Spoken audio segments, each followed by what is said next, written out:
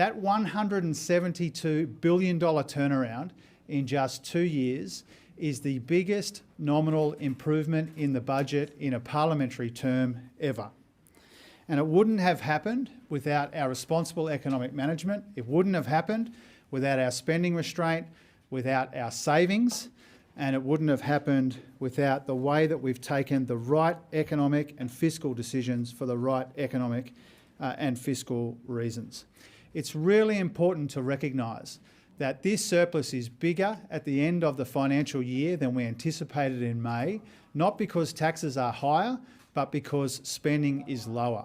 Spending in the last financial year was much lower than anticipated at budget, and revenue was lower as well. Spending was down by around twice as much as revenue was down. So this bigger surplus is not because we taxed more, it's because we spent less, and that's an important thing to recognise. Now, we don't see a surplus as an end in itself. These surpluses are all about fighting inflation, making room for cost of living relief, building a buffer against global economic uncertainty, and also paying down the liberal debt that we inherited so that we pay less interest on it. Less debt and less interest. Something like $150 billion less debt, which means something like $80 billion less in interest payments on that debt. Now, in addition to the quite stunning progress that has been made in budget repair over our first 2 years, we haven't neglected those big, longer-term spending pressures as well. Whether it's dealing with the interest costs on the debt we inherited, whether it's reform to aged care or reform to the NDIS. Spending on NDIS will continue to grow, spending on aged care will continue to grow, but what we've been able to show is a willingness and an ability to make sure that both of those grow more sustainably at the same time as we get those interest costs down. Katie and I have spoken to you on multiple occasions about the big pressures on the budget. Our responsible economic management is in the near term, but also in the longer term as well. I think Australians can be really proud of the progress that we've made together over the course of the last couple of years, indeed over the course of the last week or so. If you think about the last week, only last Wednesday we got very welcome, very encouraging, very heartening numbers when it came to monthly inflation. Not just headline inflation, but underlying both measures, as well as non-tradables and services inflation, all went down in welcome and encouraging ways. In the second half of last week, we restarted the strategic economic dialogue with China. It couldn't have been better timed given the very welcome news out of Beijing that the Chinese government is acting to support growth and activity in the Chinese economy. You know that softness in the Chinese economy has been a big concern for us, a big part of the global economic uncertainty which plays out in our own economy as well. We saw another round of weak manufacturing data just in the last couple of hours or so out of China. Our forecast for China over the next 3 years or so, if they play out as we anticipate, would be the weakest growth in China since it opened up in the late 1970s. And so progress, stabilising that important relationship with China, a relationship full of complexity and economic opportunity, important developments in the last week as well. And we should also be proud collectively as Australians the progress that has been made in the last couple of years despite very difficult economic conditions around the world and indeed here at home as well. Over the last couple of years, inflation has halved in quarterly terms, better than that in monthly terms. We've created 1 million jobs together despite the weakness in our economy overall. We've got real wages growing again. We've got a tax cut for every taxpayer. And we've got these two substantial Labor surpluses, which mean less debt and less interest on the debt as well. A budget in much better nick. This is what responsible economic management looks like.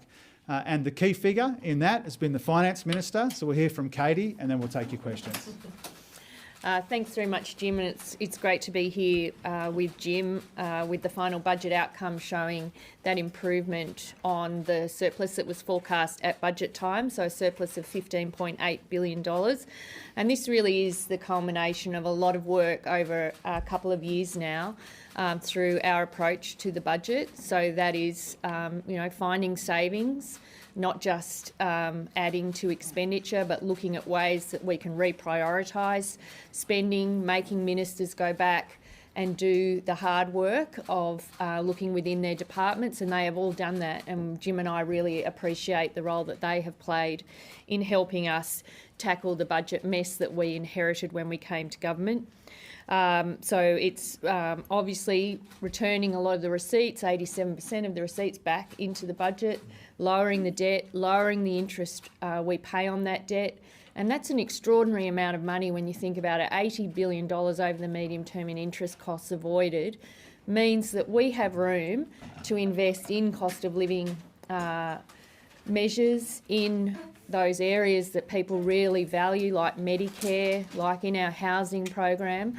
I mean, again, we don't see just reaching a surplus as the end game. It's so that we can make room for the important things that people really value in the community: more housing, better Medicare services, cheaper medicines, and cost of living help when they're doing it tough. And we've only been able to find the room to do that because of the approach that we've taken in the last three budgets since we came to office. So it is a great outcome reflected in these papers today, but there's a lot of hard work that underpins it, and contrary to what our opponents, what the opposition has been saying this morning, it's not on the receipt side of the budget, it's on the spending side. And there's a reason, there's a few moving parts in that. There's some, payments to the states, there's some timing issues there, and then there's some demand-driven programs which haven't had as much uptake. But it's definitely the opposite of what you've been told this morning by the Shadow Minister for Finance. This is on the spending side that's allowed us to have an improved surplus. Thanks, Jim. Thanks, Katie. We're going to go Amanda, then Michael, then Ben. So this may be a good news day for your government, but a surplus may come as a slap in the face to a lot of Australians out there. So how do you justify a surplus when a lot of Australians are struggling to pay the bills? Well, we don't see a surplus as an end in itself. One of the reasons we are proud of the consecutive surpluses that we've delivered for the first time in almost 2 decades is we haven't done that or cost of living relief, we've done that and cost of living relief. A tax cut for every taxpayer, energy bill relief for every household, cheaper medicines, cheaper early childhood education, Commonwealth rent assistance increased in 2 consecutive budgets at the same time as we're getting wages moving again. So we understand the pressures that people are under. We've deliberately ensured that we have found room for that cost of living relief so that we can help people doing it tough. Is a third consecutive surplus completely off the cards this financial year? And separately, do you share concerns expressed by ANZ and some coalition MPs about home loan laws potentially locking out first home buyers? Well, in reverse order, Michael, and I saw your story on the front of the Financial Review today. As I understand it, that story in the paper today was that the Liberals will consider the recommendations of a parliamentary inquiry. I would have thought that that's relatively non-controversial. On the current year that we're in right now, and so I think people understand that what we're releasing today is the final budget outcome for the financial year just finished. We will update the underlying cash balances in the mid-year budget update in the usual way, closer to Christmas, and we will take into considerations all of the developments since the budget. But even if you take that budget forecast for this year's deficit, which is around $28 billion, don't forget the deficit for that year when we came to office was going to be $47 billion. So even where we've got a currently forecast deficit for the third year, it is a much smaller deficit than what we inherited from the Liberals and Nationals. So we've made progress there as well. We've turned 2 big Liberal deficits into 2 big Labor surpluses in our first 2 years, and we've also got the third year deficit much smaller than what we inherited. I'm not going to speculate about what that update might say when we release it closer to Christmas. Clearly a $28 billion deficit is hard to get rid of in one whack, but we will continue to make the right decisions for the right reasons and manage the budget and the economy in the most responsible way. I said I'd go to Ben, and then we'll go to Tom, and then we'll go to Jack. Yeah, just following up on Mike's question, I mean, whether or not there will be a surplus next year, I mean, you saw firsthand the stimulus that China's putting into the economy over there. We've still got a very tight labour market here. I mean, if nothing else, we should expect probably a smaller deficit in the upcoming financial year, probably, right? Well, a couple of things about that. I mean, first of all, the labour market. You know, we're really pleased and proud that 1 million new jobs have been created in the life of our government. That's obviously a record, and that's a good development. But conditions in the labour market are weakening. We've seen that in job ads. We've seen that in the fact the unemployment rate has ticked up a bit since the middle of last year, from the middle threes to the low fours. And so, you know, the labour market is softening in ways that we have expected, and that has consequences, obviously, for the budget. On China, this is a really welcome development for Australia, that the authorities are stepping in to support growth and activity in the Chinese economy. It has been a considerable concern for me and for us and for the government over a period of time now, that weakness in the Chinese economy. And you can see the way that markets have reacted to it. You can see the way that the iron ore price has reacted. I think it's up about $11 a tonne since this time last week.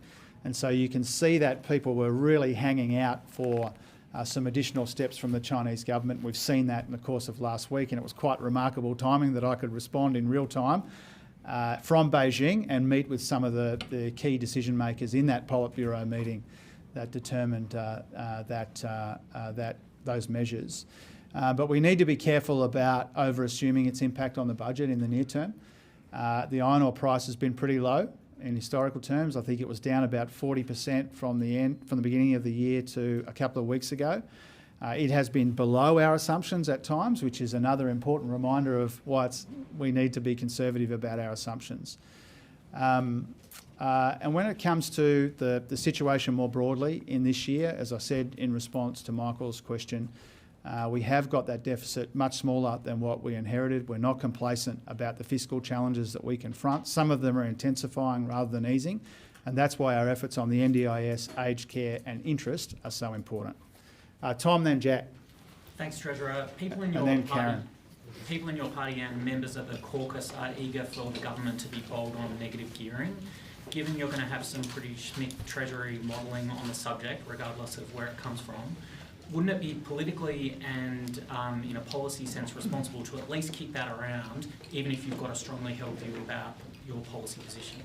Well, we do have a strongly held view about our policy position because the primary challenge in housing right now is housing supply, and that's why we found $32 billion in 3 budgets, including $6 billion in the last budget, to build more homes for Australians so that it's easier to find somewhere to rent or buy.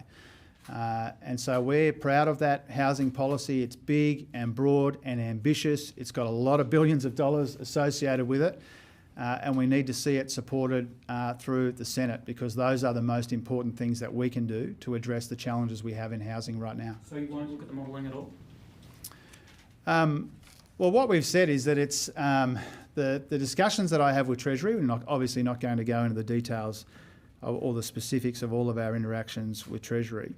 But I'm happy to speak generally, as I did last Wednesday in Brisbane and on Friday in Beijing, and say that the sorts of advice that we seek from time to time is not especially unusual, especially when it comes to contentious issues. And frankly, when we've got housing challenge as acute as it is right now, I think it's just doing our job, me doing my job as Treasurer, to seek advice on the various proposals that are in the public domain and from time to time in the Senate. But our focus is on supply.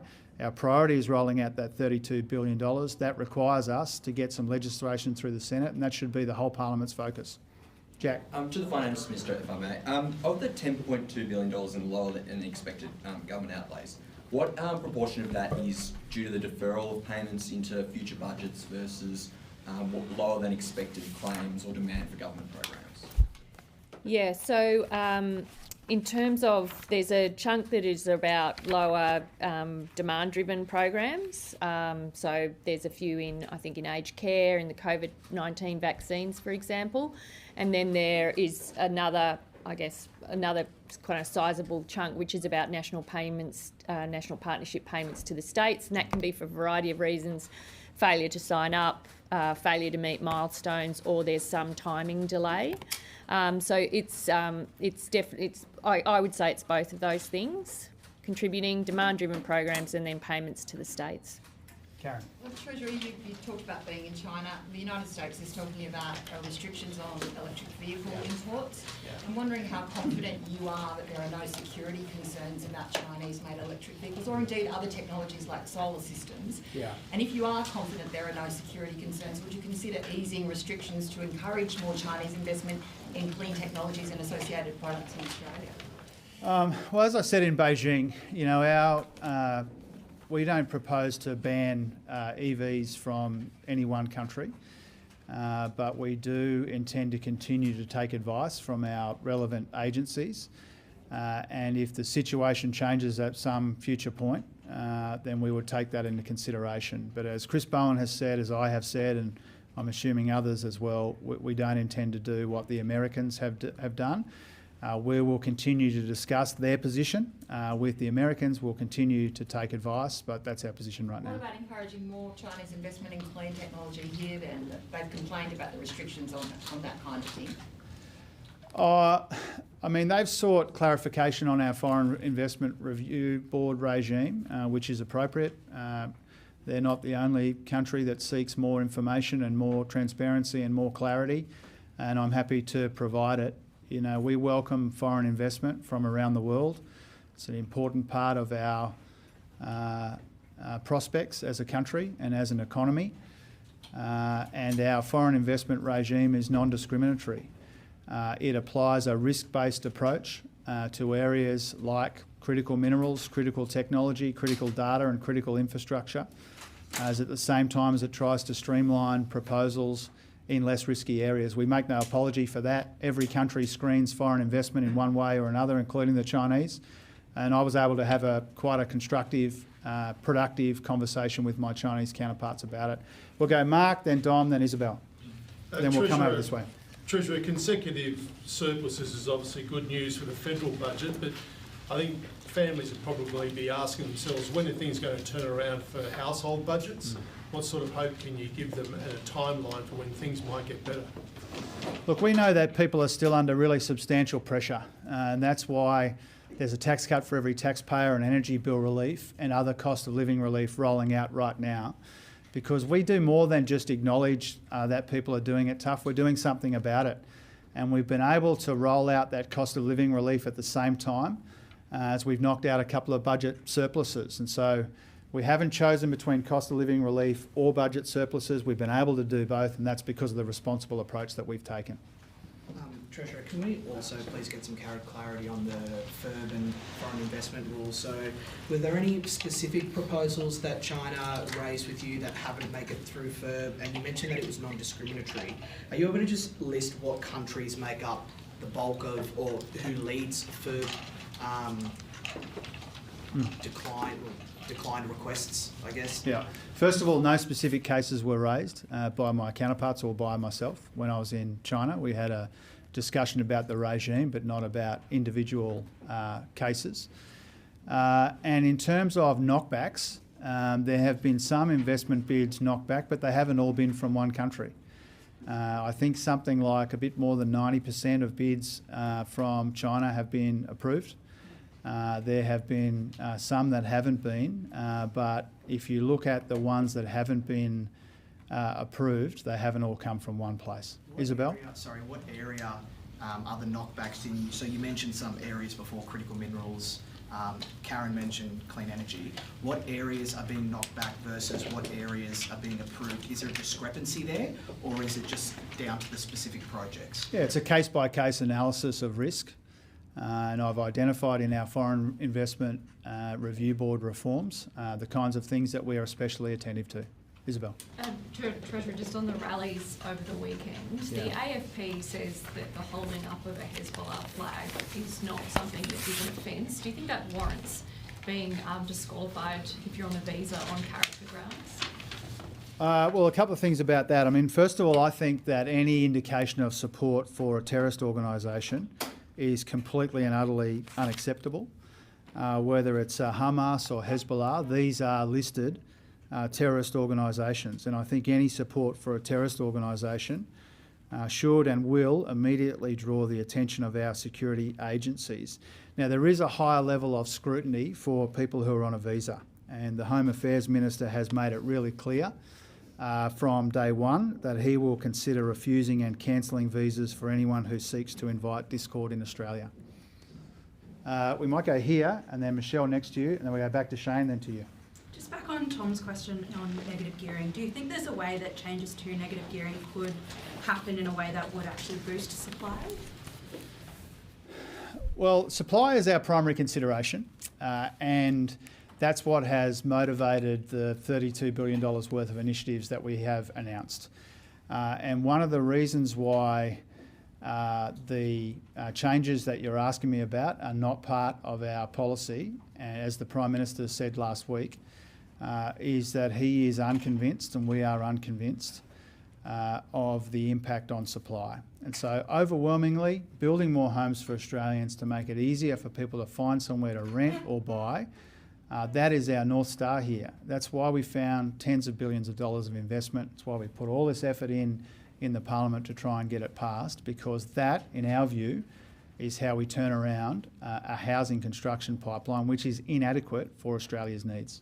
Michelle, and then Shane, and then the front. On underspending, were any housing initiatives or housing programs of any sort part of that underspend? And just to follow up on negative gearing, what would be the effect on rents and on house prices of actually capping negative gearing at any level you'd like to nominate? Well, I'll take the second bit of that, and then Katie will do the underspending bit. I'm obviously not going to get into hypothetical consequences of hypothetical policies, which aren't part of our policy proposals when it comes to housing. But Katie? people would like to know at least the answers to that question, I think. I think you're assuming, Michelle, that the answers to those questions are known for the time being. As I said before. Isn't that why you do modelling? Well, you're assuming that there's a piece of work that's been finished. And as I said before, I think it was in response to Tom. I'm obviously not going into the interactions that I have with the department. But from time to time, we get advice on contentious issues. I think treasurers of both political persuasions would have done that in one way or another. And our focus, as I've said in response to all these questions, is not on negative gearing or capital gains. The focus is on housing supply and rolling out our $32 billion of investment. On the specifics on the housing, there is one program, and it's relating to the remote housing. It's essentially delays in milestones being met through the states on a remote housing program and a lower than expected take up of home builder. Do you have any decision there? It's about $300 million. Yeah. Shane? Treasurer, you just suggested that the work hasn't been finished on negative gearing. When will it be finished? Will you release it publicly? And most focus has been on negative gearing, but the CGT concession, it was an issue with the Henry Review. The Reserve Bank has raised issues about it in terms of a financial systemic issue. Is there a case to be made, or have you looked at the CGT concession? I'm not going to get into the specifics of my dealings with Treasury. In terms of the savings, where have they actually come from? Because I think in the payment section, only $1 billion has been deferred due to lower uptake of grants, and the rest of it seems to be these national partnership payments. So can we assume that the majority of that $10.3 billion will be spent this financial year as those agreements are finalised? Well, that depends on a range of factors. So some of it is the demand-driven programs, and they move about a bit. And then in relation to the agreements with the states, I mean, you would imagine the expectation is where it relates to them, that if they meet milestones, if they sign up, there's certainly one where in WA where they haven't signed up to an agreement, there wouldn't be a mechanism to pay that unless they sign. So there's a few moving parts there. But yeah, I mean, we're not pretending that the savings work doesn't continue in other areas. This is obviously a good result for this year when you look at it in terms of the surplus, which the Reserve Bank Governor has said at a time when inflation's higher than we would like. Delivering a surplus budget actually helps. But, we continue to look for savings elsewhere, and we'll do that through the MyEFO process. I think this is one of the areas that is not well recognised or understood. Almost $80 billion in savings in our first three budgets compared to precisely $0 in savings in the last coalition budget. And I think from memory, about $12 billion of savings in the financial year just finished. And so that's a really important part of it, as is the fact that we have banked 87% of the upward revision to revenue in the year just finished. Our opponents averaged banking about 40% of that. Howard and Costello averaged banking about 30% of that. And so we wouldn't be anywhere near these consecutive surpluses were it not for the savings process that Katie led, were it not for the spending restraint when it came to upward revisions to revenue. There is part of this which is an underspending story, but the foundations of these two surpluses are spending restraint and savings, and making sure that we make room for what we really prioritise, which is cost of living help, investment in Medicare, investment in housing and skills and energy and a future made in Australia. We'll go to John and then Millie, and then we'll go over here to Jason, and then we'll be done. Thanks, Treasurer. Just on Treasury having a look at the negative gearing and CGT concession, were you disappointed that this actually leaked from some of your peers and or colleagues? Oh, it's not really worth getting too worried about it. I think you all know me. You know that I would have liked to have spent the last week talking about very encouraging inflation figures, very productive engagement with Chinese counterparts, and the fact that we're delivering two consecutive surpluses for the first time in almost 2 decades. Who did I say I'd go to next? Millie, then Jason. So Treasurer, just in terms of the tax revenue side, how much and which tax revenues in particular were down? Yeah, so if you look at the tax receipts number, it's $5.3 billion lower than what we anticipated at budget. Company tax is $1.7 billion of that. Excise and customs is another $1 billion of that. Less GST, and so it all adds up. So tax revenue is down $5.3 billion, and spending is down twice that, effectively. And that's a really important part of the story. Now, the other important part of the story is that these numbers, when it comes to things like tax to GDP, this is for the last year before our tax cuts for every taxpayer kick in. And so we've managed to do all of this with a tax to GDP take which is lower than what we saw in a couple of the years of the Howard Costello government.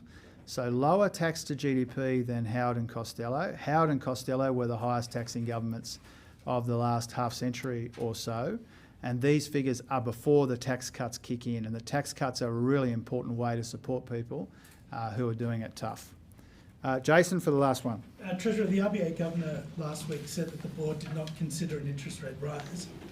Do you think that represents a shift in stance on the part of the board, and how significant is that? Yeah, I try to let the Reserve Bank Governor speak for herself and speak on behalf of her board, and I respect and cherish her independence, and I try not to second guess the decisions that the Reserve Bank takes independently or the commentary that they provide around that.